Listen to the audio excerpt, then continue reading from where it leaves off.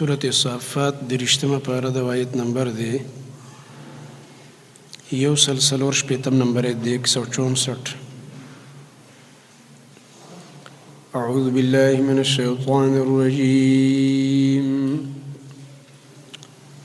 وما منا إلا له مقام معلوم وإنا لنحن الصافون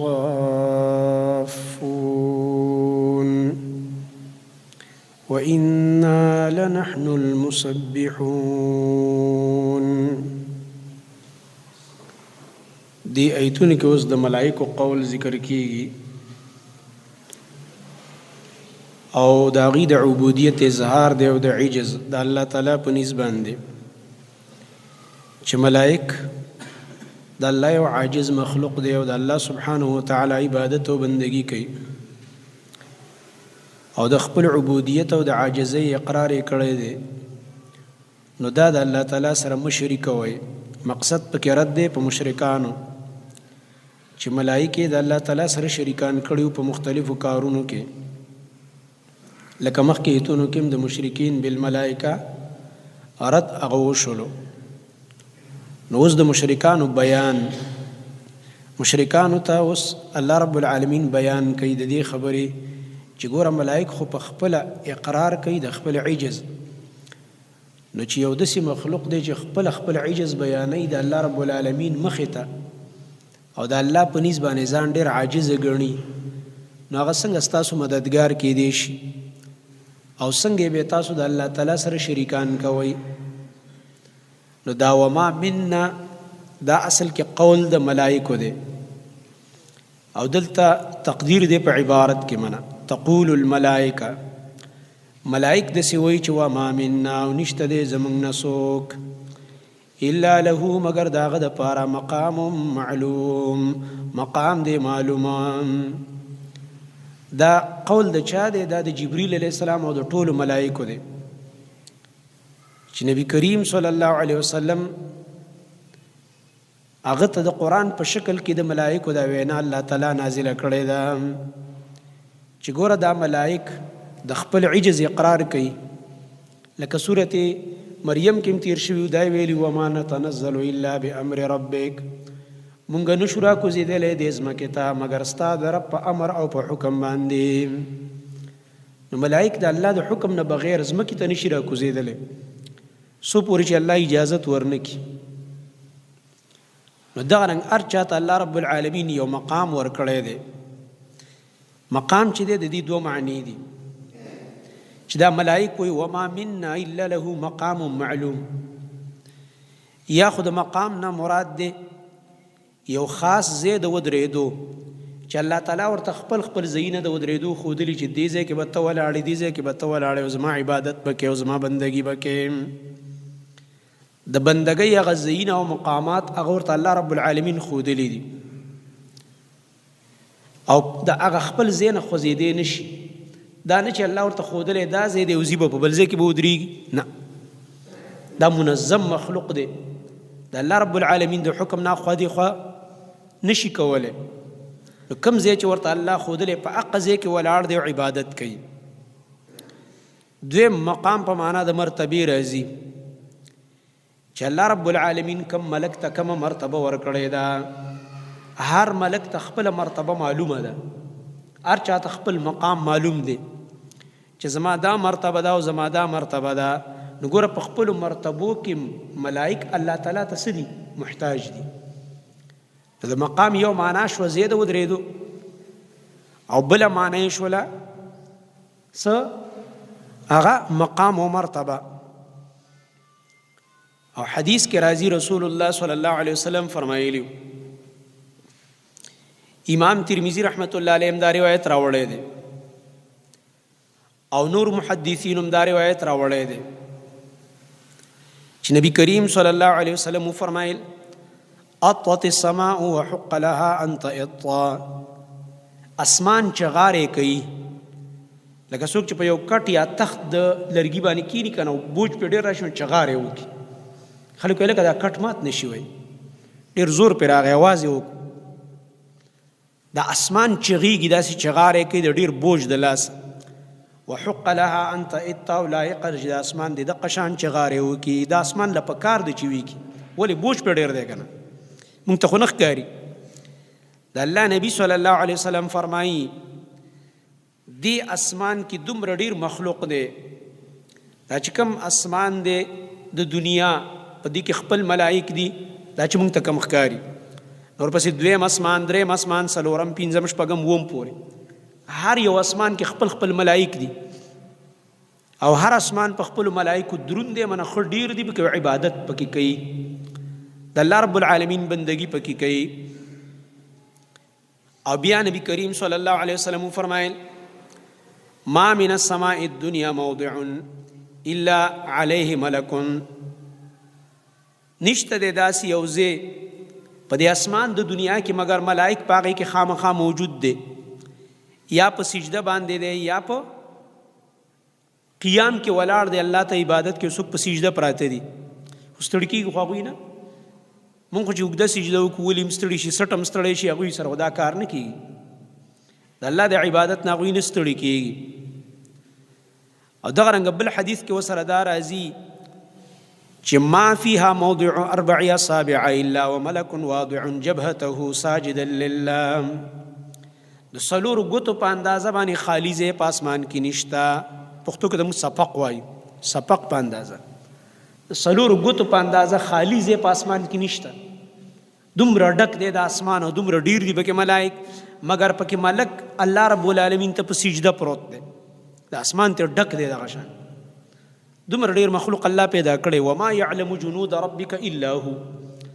ځکه الله فرمایي ستا د رب لښکرې صرف الله ته معلومې دي. څومره ډېرې لښکرې دي د الله رب العالمین سره.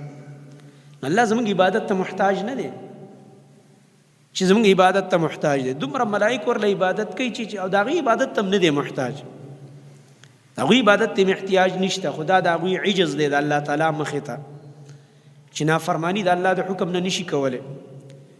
نو یا دا ملائک ولاړ دي په قیام کې او یا دا ملائک پراته دي په سجده باندې الله رب العالمین ته. هر چا ته خپل خپل مقام معلوم دی ځای. نو دغه رنګه هر چا ته خپل خپل مرتبه معلومه ده. ځکه الله فرمایي دا ملائک وایي چې وما منا او نشته دی په مونږ کې یو کس الا له مگر د هغه دپاره مقام معلوم، مقام دی معلوم. دا یو عاجزي شو. دویم عاجزي د ملائکو وګوره. ملائک وی و انا یقینا منشیو لنحن الصافون. خامخا مونږ صفونه تړونکي یو د الله عبادت او بندګۍ ته. دی بل عاجزي شو.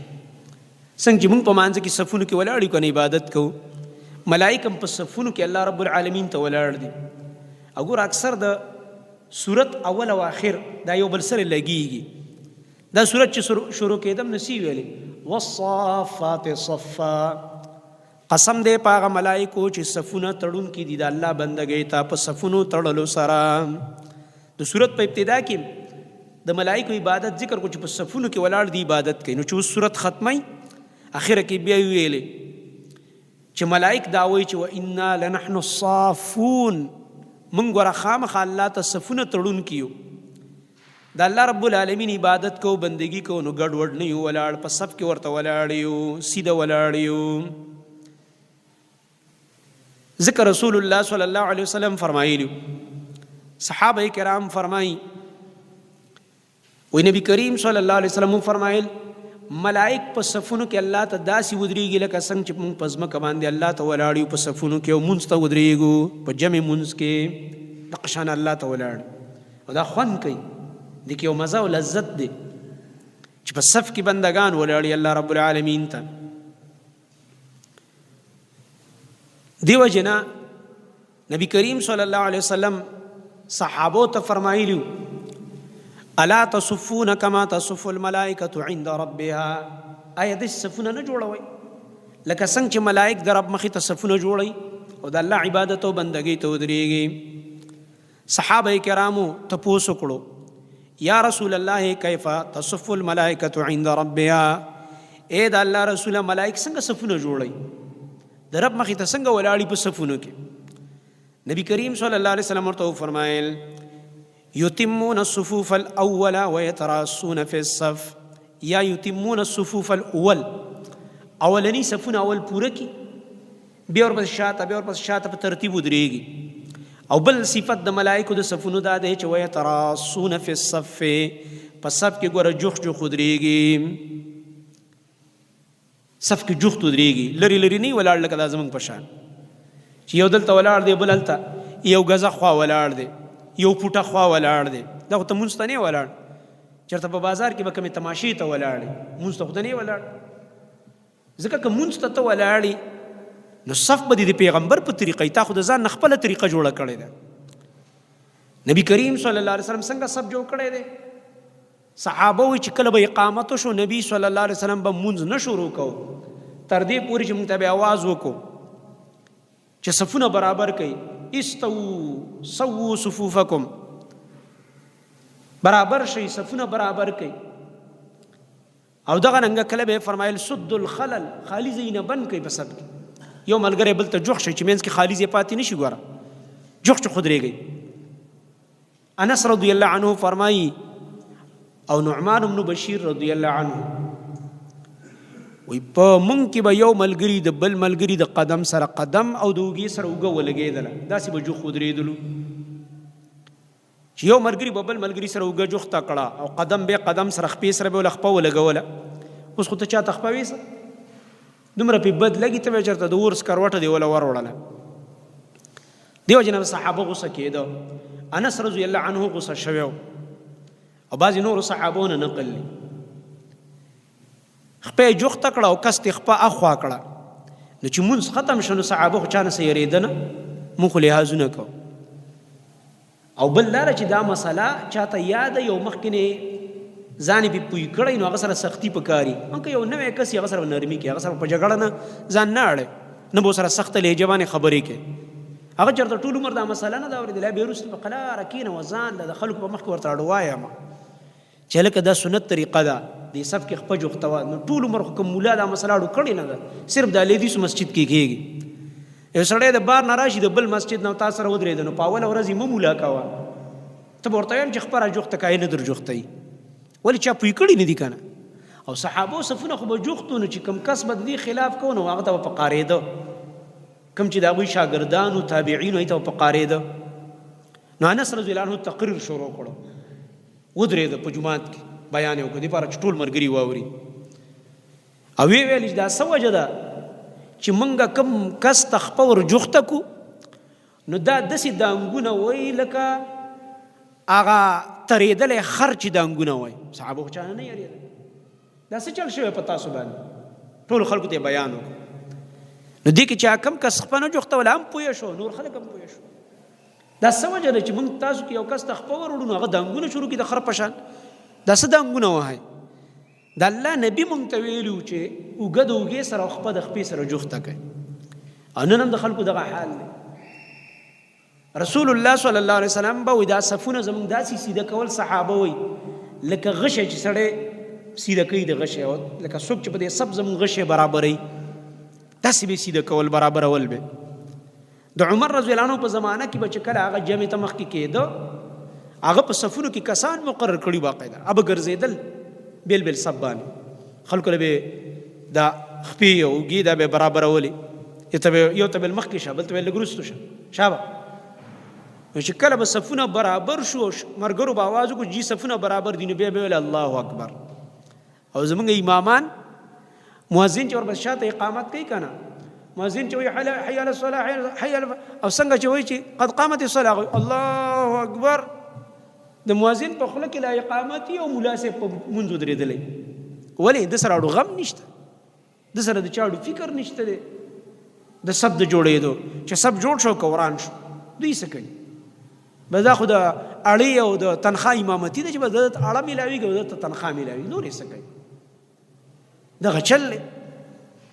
نو په دې بنا باندې د مونځ ډېر اهتمام پکار دی. او بیا مونځ په دې کې صف ډېر مهم دی.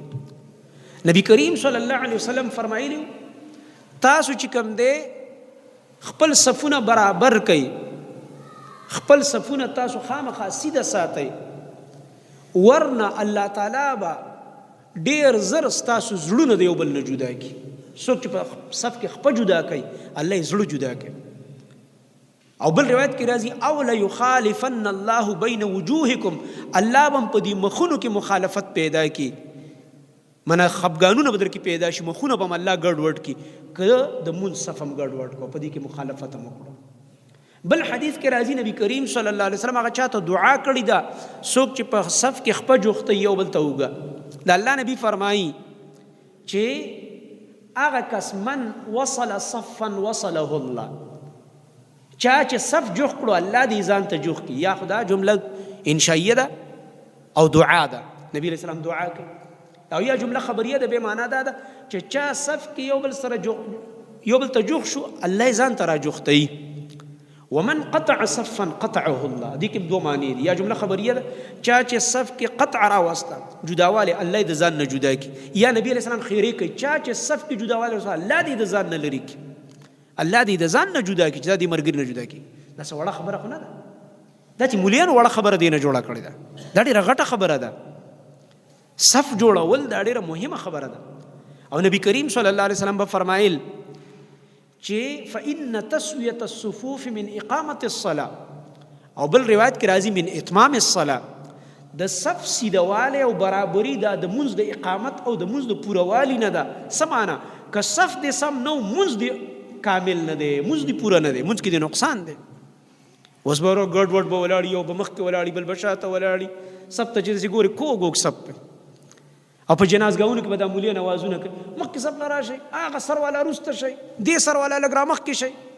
خو د دې مولوي صاحب دې دومره چغو کې به دا ټکې وانه اوري چې مولوي صاحب ورته چې لکه خپې سره ولګوي اوږه اوږې سره په خپله صف سیده کېږي. دا هم چېرته واورې دا ورته نه وایي، هغه اصلي ټکې ورته نه وایي، خالي دا چغې جوړې کړي دي لکه هغه خلک را مخکې شوي لږ وروسته شئ، او دا خلک را وروسته شوي لږ مخکې شئ، را مخکې شئ. داسې ورته وایي مولوي صاحب دا پوند یو بل سره یو ځای کوي. نو دا پنډۍ خو به دې پونده ولاړی که نه، پنډۍ په څه ولاړی؟ په پونده.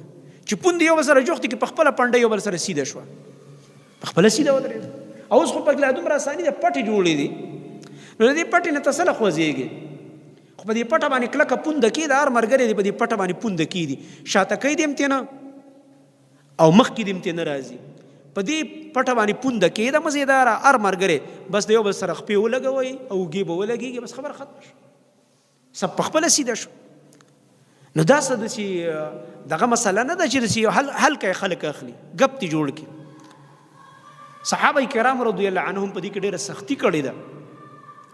او دا ډېر خلک چې تاسو ګورئ عامه معاشره ولې د دې اهتمام نه کوي، ځکه چې موږ د اهل حدیث ولا زور ورکړو، زموږ د قصد یې نشي دی. لکه ته دا ما سره خو قصد نه کوې، دا خو حدیث کې راغلي، دا په فقه حنفي کې هم ګوره نشته، د امام صاحب مذهب کې هم دا نشته چې ګنې خپې مه جوخته وایي، کوم ځای کې راغلي دي؟ دا د امام ابو حنیفه رحمت الله علیه مذهب کې نشته. امام ابو حنیفه رحمت الله علیه د سره دانې دی ویلي چې په صف کې جوخ مه ودرېږه. خو دا د دې وجه نه چې هلته مونږ دا مسله سخته کوو، نو زموږ د قصد دوی پرېږده مړه وایي دا داسې دی اهل حدیثو سختي ده وایي، د ځان نه وایي هسې تشدد کوي. هلکه دا تشدد نه دی، دا زموږ د خوږ نبي صلی الله علیه وسلم سنت دی. د الله بنده په 100 او په 100 روپو خو خفګان کې او د پیغمبر په سنتو باندې دې کله هم خفګان ونه کړه. د دنیا په خبرو باندې څومره خفګانونه کوئ، په خپلو پارټو څومره خفګانونه کوئ، په خپلو لیډرانو خو د یو بل ښځې کنځئ، د لیډر د پارټۍ د لیډر په سر باندې، او د محمد مصطفی صلی الله علیه وسلم سنت تباه کېږي او په مسجد کې تباه کېږي او د جمع په وخت کې تباه کېږي او د مولوي صاحب په مخ کې تباه کېږي او د په تندي ګونجه نه راځي. دې اړو دومره دي مقتدیانو ته نشي ویلی چې هلکه دا په کوم ځای کې راغلي، دا تاسو دا کوم صفونه جوړ کړي، دا څنګه صفونه دي؟ زما نبي خو داسې صفونه نه دي جوړ کړي. رسول الله صلی الله علیه وسلم خو تاکید فرمایلی دی چې تاسو په صف کې خالی ځای نه بند کړئ، سد الخلل، خالی ځای نه ډک کړئ. او بل حدیث کې راځي نبی صلی الله علیه وسلم فرمایي شیطان د چیلی د بچی په شکل کې ستاسو د صفونو په دې منځ کې راننوځي. نو دومره بدبخته خلک هم شته چې دا حدیثونه کومه ډرامه جوړه کړي ظالمان، په زیر دی چې ځان سم کې دې حدیث پورې خاندي. څه وایي؟ ولې نو دا تاسو چې بیا داسې ودرېږئ نو ستاسو د لاندې خو هم شیطان راننوتی شي. دا هم چېرته اورېدلي که نه؟ ورته د الله نبي دغه ځای نه دی ښودلی، ګپ مه لګوه. دا هم تا د پیغمبر توهین د حدیث وکړل، دا خندا تا جوړه کړه. د الله نبي دا ځای نه یاد کړی چې د یو انسان د دوه خپو لاندې راننوځي شیطان، نه، دا د دوو کسو منځ کې ځای یاد کړی ګپ مه لګوه د حدیث سره د الله مخې له به ورځې رب العالمین به د خپلې مخې ته ودرئ. او نن هم مونږ په نسایي په درس کې سار د مدرسې په درس کې نن مونږ د دغه هغه بابونه وویلې چې اول حساب به د قیامت په ورځ د مونځ کېږي. نو چې اول حساب شروع شي مولوي صاحب او ته دا کم ګپ لګې دا خندا کې په دې احادیثو پورې ته به څه جواب ورکې چې ته وایې چې مړه دا داسې چې ودرېږو نو خو لاندې خو شیطان ننوتی شي. د الله نبي دا ځای نه دی ویلی لاندې د الله نبي د دوو کسانو منځ کې ځای ویلی ګپ مه لګوه. اول حساب به د سره د مونځ کېږي او چې کله قیامت قایم شو بیا به د دې خبرو جواب ورکړي. تا سره به الله وګوري چې دا ته کم ګپ لګې په دې احادیثو پورې کمې خنداګانې کوي. او بل دا ده زمونږ باره کې دوی دا ډرامې کوي چې دوی داسې ودرېږي. مونږ کله هم داسې نه ودرېږو او نه چاته وایو داسې ودرېږه. مونږ څه وایو د خپلو اوږو په مقدار به ودرېږي په صف کې. په څنګه به ودرېږي د خپلو اوږو دې نه به تنګ هم نه ودرېږي چې هسې د بتې په شان ته ولاړې دا شی به هم نه کوي. او د خپلو اوږو د مقدار نه به زیات هم نه کولاویږي. خپلو اوږو په مقدار چې هر ملګری ودرېږي نو خپه او اوږه دواړه ولګي. ولې که د اوږو د مقدار نه د خپه زیاته بار کړه نو دغه ملګري خو تا سره بیا دغه نه لګي که نه اوږه نه لګي. بله طریقه دا یادول پکار دي چې دا مسله الحمدلله مخکې ما بیانه کړې چې دا امام چې دی دا مدار الصف دی. د امام نه نیم خلک خوا ولاړ دي نیم خلک دې خوا ولاړ دي که نه. نو دا امام چې کوم ځای کې ولاړ دی شاته ورپسې پیله کسان ودرېږي نو چې کوم کسان دې طرف ته دي دې خوا ملګري سره راجوختېږي دې خوا ملګري سره امام پسې ځان راجوخته وه سب دې خوا را برابره وه. که اخوا کس تا ته خپه راجوخته نه کړله او ته په خپل مقدار برابر ولاړ وې او هغه د نه خپه راښکله ګناهګار هغه دی او خیري هغه ته متوجه شوې بددعا هغه ته متوجه شو. خو ته کوشش وکړه چې دې خوا دې ملګري ته خپه راجوخته کړه او دې ملګري له هم پکار ده چې وران ونه درېږي د قصد ځان داسې راټول کړي نه برابر دې ودرېږي چې بل ملګری ورسره خپه صحیح جوخته کړي چې بل ملګری ورسره په سهولت باندې خپه جوخته کړي. دته به ښه پته لږ غوندې ځای به پاتې هلکه لږ خپه ورجوخته کړه دې ملګري ته که نه دونه غوندې ځای به د یو ګوتې په مقدار او به ځان بیا راغونډ کړی هغه غریب داسې خپه خو رادننه کولی نه شي خو لږ ته خپه بار کړه د خپلو اوږو په مقدار ودرېږه صحیح سم برابر ودرېږه. صحابه کرام به د خپلو خپو پنجې قبلې ته مخامخ کړلې مونږ ورانې جاړ ولاړې نو بل ملګری به راسره خپه جوخته کړي او چې کوم کسان دې خوا ودرېږي هغه خوا ملګري به ورسره ځان را جوختی سب په خپله جوړېږي. او چې اول صف نه ډک شوی په دویم صف کې به نه ودرېږي او چې په بل نوي صف کې ودرېږي نو په مینځ کې به ودرېږي. زمونږ خلک صف چې مخکې ډک وګوري چې صف خالی شاته صف خالی دی بره مخکې صف خو ډک شو نو څوک به هغه سر ته ولاړي څوک به هغه سر ته ولاړي هلکه جوخ جوخ ودرېږه دلته دې مینځ نه شروع وکړه دې طرف نه ترتیب برابر کړه. نو دا زمونږ هغه ناپوهي ده په باب د صف کې. نو ملائکه هغه الله رب العالمین ته صفونه جوړوي بیان کوي ملائک سوي وَإِنَّا لَنَحْنُ الصَّافُونَ او یقینا خامخا مونږ صفونه تړونکي یو د الله د عبادت او بندګۍ دپاره. او بل د ملائکو بل یو عجز او بل بیان وَإِنَّا لَنَحْنُ الْمُسَبِّحُونَ او یقینا خامخا مونږ د الله تسبیح ویونکي یو. ملائک د الله تسبیح وي هر وخت د الله رب العالمین پاکی بیانه.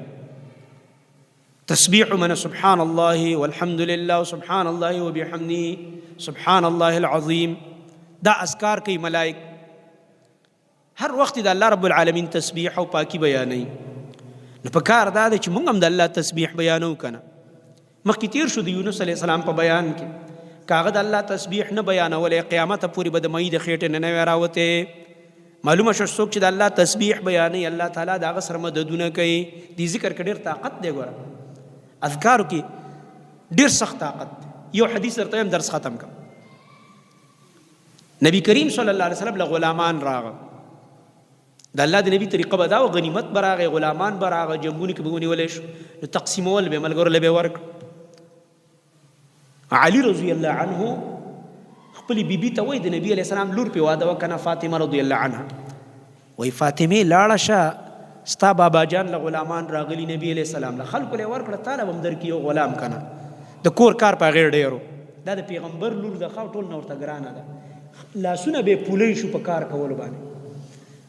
او زمونږ که چېرته لور واده شي خو یاره دا سخت کارونه وایي مه کوه مور یې ورته مه کوه دا خو د هغې خپل کور دی الله دې تباه که نو کوره له ورانوي لور له ورته یې تکړه شه کوی ته په کار خو څوک بدې نه ښکاري به دا به له کور ورانوي خور به ولا کور ورانه، خور به د خور په کور کې ګوتې وی لګي به، غلطي مشورې به ورکړي، مور به ولا غلطي مشورې ورکړي. پخوا به میندو کې غیرت لور به چې ودوله، پلار به کې به غیرت، ورونو کې به غیرت به چې ګوره هغه کور لانجې به دلته نه راوړي، د پښتون په شان به هلته وخت تېری او ښه صحیح هغه ستا کور دی، کار کوه خدمت کوه. اوس ورته وایي چې نه نه ګوره ځان به په ګوته سنډې ګوره. نو دا د نبي علیه السلام لور ده. میچن به یې پخپله کوله، لاس به یې پولی شو، سرخه به یې کوله، د هغې د لاسه به ستړی شو او بار نه به یې اوبه راوړلې، بار نه به یې اوبه راچلولې. اوس په کورونو کې په نلکه کې اوبه دي، د زنانه په دې لاس ماتېږي چې نلکه کولاوږي چې اوبه راواخلي یا څه لوښی وینځي، دې ته ملاګانې ماتې دي. وایي لاړه شه او پلار نه دې غلام وغواړه، تاله به یې درکړي، نو تا باندې به دا بوج لږ کم شي د کار، دا کارونه مارونه به درله هغه کوي. هغه لاړله خپل بابا جان محمد مصطفی صلی الله علیه وسلم ته، سلام یې عرض کړ. وایي بچیه څنګه راغې؟ او ډېره ورته ګرانه وه. وایي دغه شانته راغم، علي راولېږلم خاوند، غلامان راغلي ماله لږ راکړه، یو غلام به مال هم راکړي چې زمونږ د کور کار مار به پې کوو، په ما کار ډېر زیات دی بوج. د پیغمبر ټریننګ ته وګوره، خپله لور هغه د سختۍ سره عادت کوي، د سهولت سره نه عادت کوي. نبي علیه السلام ورته ویل بچیه په غلام څه کوې؟ زه به تا ته اذکار وښیم، تا او خاوند چې د شپې وده کېږئ که نه، نو دا اذکار یې مونږ ته هم راوښوده، مونږ ته هم فایده راکوي.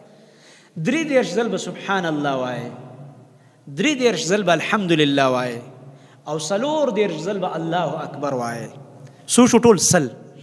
دا ذکر هم چې کله کوو، الله سبحانه وتعالی به د غلام نه تاسو لره کافي شي، د خادم نه. معنی الله به په بدن کې داسې طاقت واچوي چې هېڅ غلام او خادم ته به مجت نه راځي چې څوک ستاسو خدمت وکړي.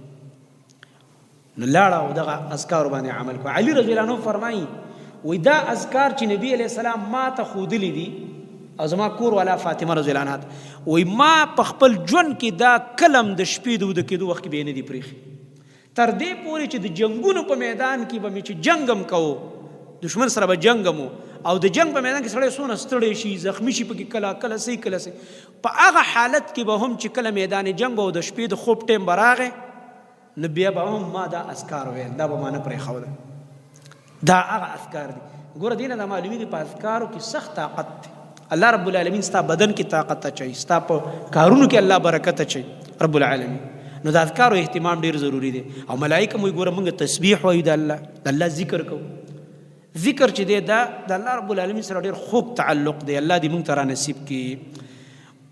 ملائک دا بیان کوي وما منا، او نشته دی په موږ کې څوک الا له مگر د هغه دپاره مقام معلوم، مقام دی معلوم، یا مرتبه یا هغه ځای چې الله ورله هلته ذمواري لګولې. او دا ملائک دا خبرم کوي چې وإنا لنحن الصافون، او یقینا خامخا مونږ صفونه جوړونکي یو د الله د عبادت او بندګۍ دپاره. او بل دا د وإنا لنحن المسبحون، او یقینا خامخا مونږ د الله تسبیح ویونکي یو، د الله ذکر کوونکي یو. سبحانك اللهم وبحمدك اشهد ان لا اله الا انت استغفرك واتوب